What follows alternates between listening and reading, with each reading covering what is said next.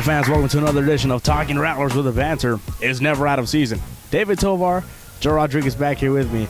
Joe, pleasure to see you. Always a pleasure to be on.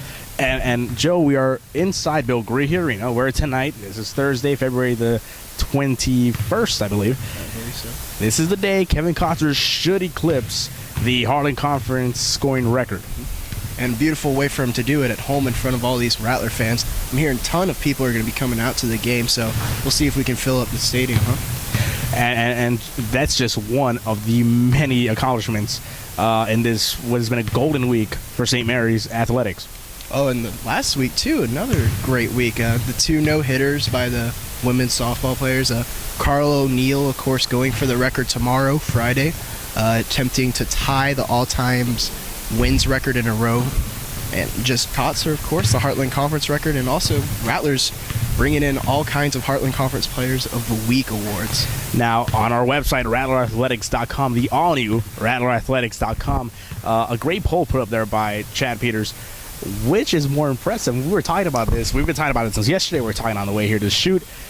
You got the two no-hitters by softball. One of them against the number 4 ranked team in the country. That's Angelo State. That was by Viana Gutierrez. Then you had Crystal Keller deliver a no-hitter in the same day against two different teams. That's one of the options to vote for. Very impressive. Then we got Kotzur, who we talked about right now. 8 points away. Should happen tonight from breaking the Heartland Conference record in scoring. And then, right up your alley, Carl O'Neill, about to make history. And you and I have debated Carl O'Neill versus Kotzur. As Chad said earlier, two potential Hall of Famers in this Rattlers program. Their numbers should be hanging in the banners. But I'm going to personally have to go with Carl O'Neill. And I really wanted to pick softball, but just a national record, I mean, it's amazing to think. And David, who are you going with? Most impressive? You know, I got to show love to the softball girls. They've been terrific. But not just because I'm a basketball guy, but I think just in 4 years to eclipse a conference record and to do it, I mean, just dominantly for those 4 years. I got to go, man, Big Kev, the Ivory Tower. But I mean, all three are impressive, and then even the softball. I mean, the number 4 team in the nation. That's not to no-hit them, and to blow them out like they did. Yeah. It's incredible. And it really is an amazing time for this Rattlers program. Jonathan Perez, of course, the closer, 8 saves away now from tying the all-time save records in the nation as well. And you got to remember, he's only a junior. Hey, it's an amazing time for this Rattler program right now. They're really on the upswing of things. And if there was ever a time to come and check him out, this would be it.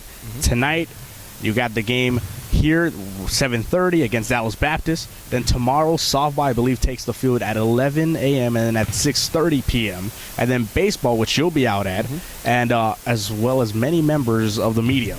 Yeah, the doubleheader tomorrow. First game's at 1 o'clock. Carl should be pitching that one, and that'll be a 7-inning game. And the one right after that, Renee Solis, who, as I just mentioned, was a Heartland Conference Player of the Week last week, and another amazing pitcher for this Rattler team.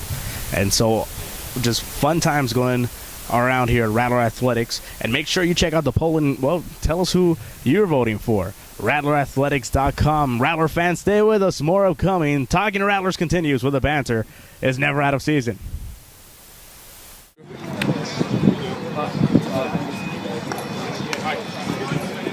This is Billy Richard. You're watching Rattlers Live.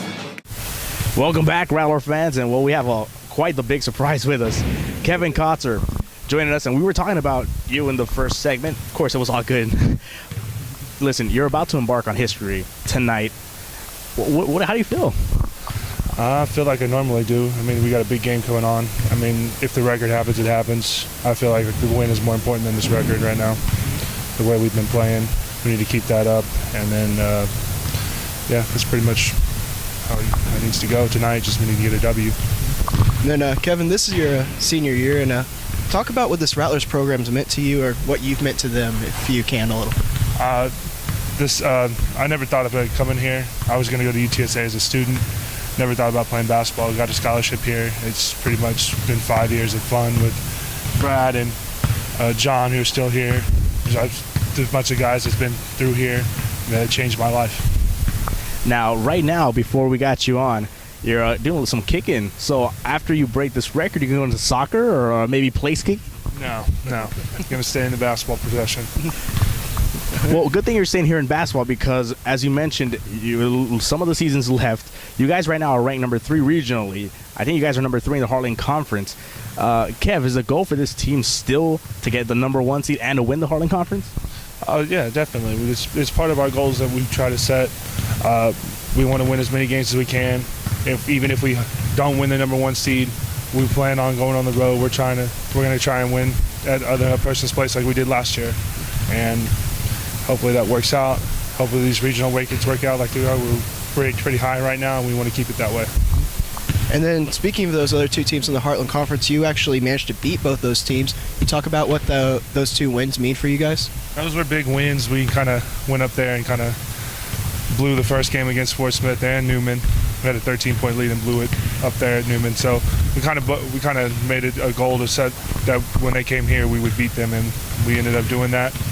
And now we're here. As we stand right now, we're here. All right, Kev, well, we'll let you go. We got more media around. Some actual members of the press are coming by to talk to Kev. Kev, best of luck tonight. Congratulations. Big Kevin Kotzur. I mean, just really shows how short we are. Yes, so. I feel so diminutive. Well, Rattler fans, stay with us. More upcoming, where the banter is never out of season.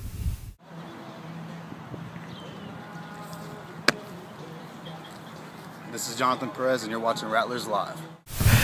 Welcome back, Rattler fans. Talkin Rattlers with a banter is never out of season. Joe Rodriguez, David Tovar, a little bit of a reset here. So, Joe, last weekend, the All-Star game. Did you like it? Enjoy it? Tell me about Saturday night. Man, Saturday night, the most impressive thing to me was that 3-point shootout.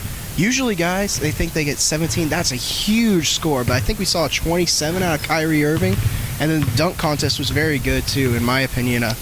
James White and Gerald Green, I wish they had made those dunks, but Yeah. it was still a great contest, and very good All-Star weekend for me. I like Saturday night. I was impressed. I was entertained, more importantly, by the dunks.